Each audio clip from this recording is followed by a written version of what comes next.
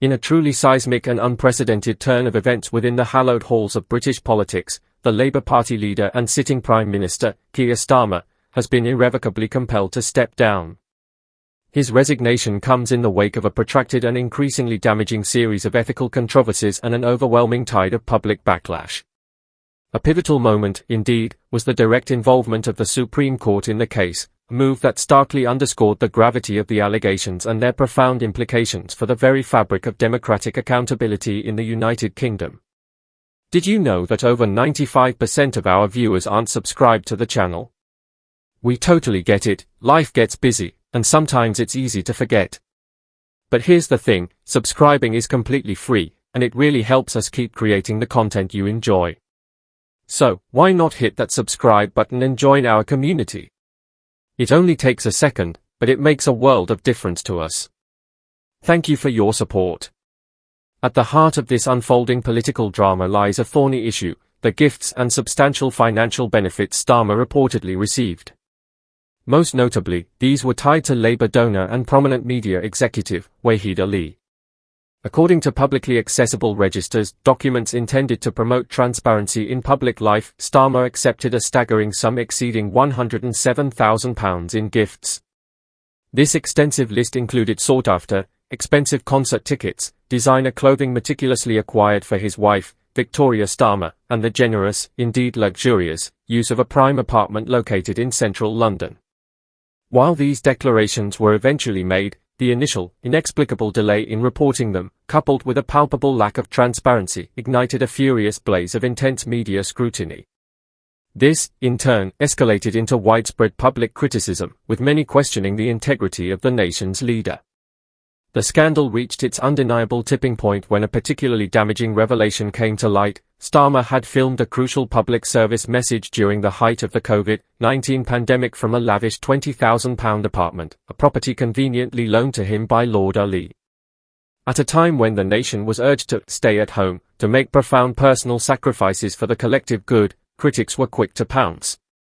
They pointed to what they saw as a glaring double standard in leadership, directly questioning the integrity of a prime minister who publicly championed national sacrifice while simultaneously enjoying such a privileged, private luxury. The Financial Times, among other esteemed publications, meticulously tracked the mounting pressure on the prime minister, detailing every twist and turn of the unfolding crisis. As the political temperature continued to rise, additional scrutiny inevitably fell upon other facets of Starmer's extensive career. This included his significant tenure as the Director of Public Prosecutions, a period during which questions surrounding certain past prosecutorial decisions resurfaced, adding further layers of complexity to the narrative. In an utterly unprecedented and truly bold move, the Supreme Court delivered its unequivocal ruling: Starmer had unequivocally breached the stringent ethical standards expected of a public official. The court explicitly cited clear failures in both transparency and accountability.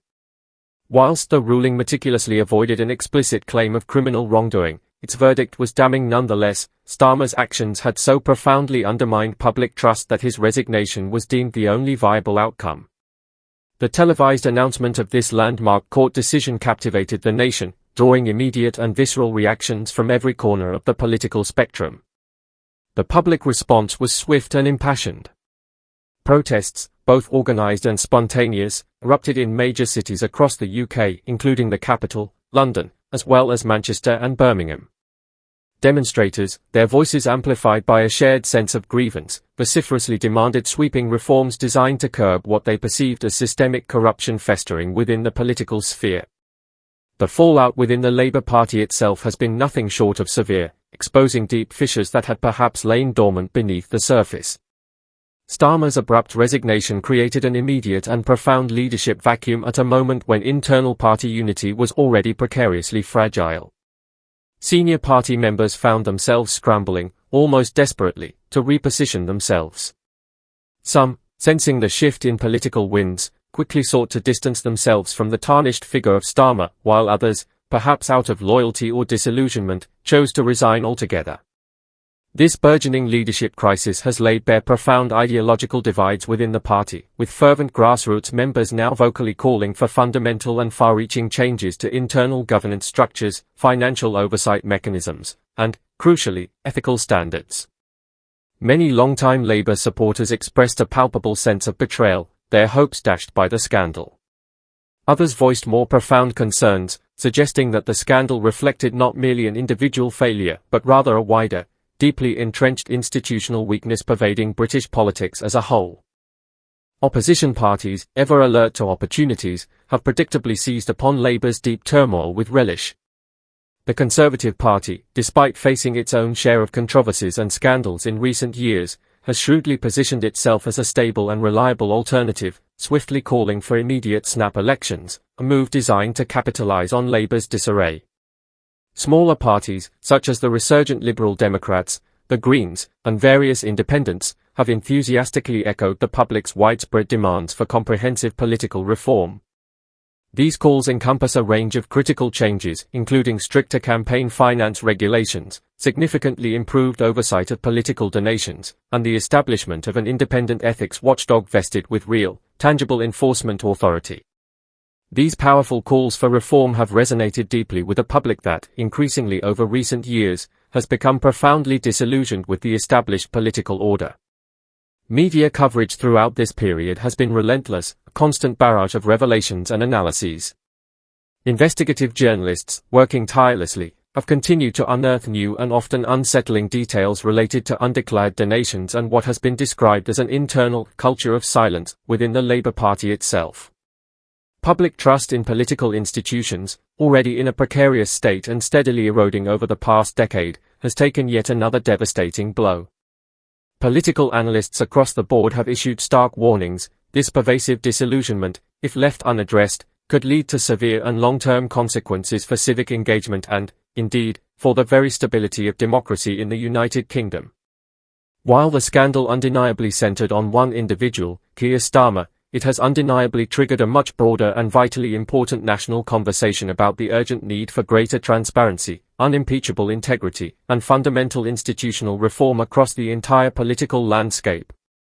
International observers, including the UK's close allied governments and respected global democratic watchdogs, have voiced considerable concern over the broader implications of this crisis.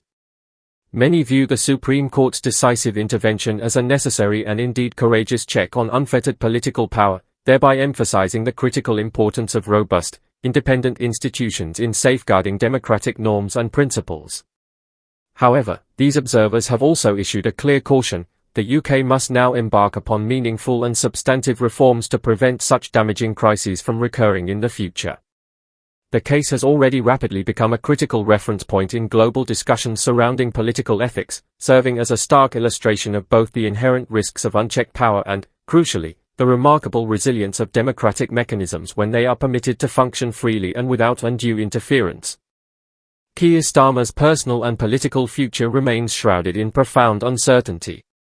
While he has publicly vowed to clear his name and to steadfastly defend his legacy, political insiders and seasoned commentators are largely in agreement that any potential comeback, at least in the near term, appears highly improbable.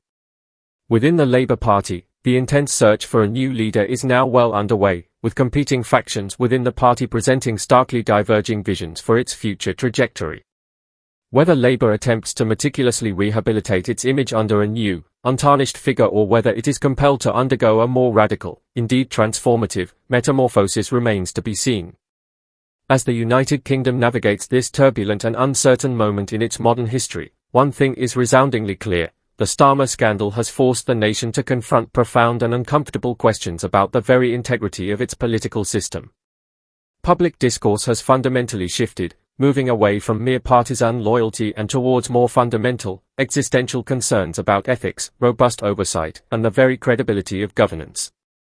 In the pivotal weeks and months that lie ahead, Britain will not only decide who leads its major political parties, but, more importantly, it will determine whether its democracy can emerge from this profound crisis more accountable, more transparent, and ultimately, far more resilient.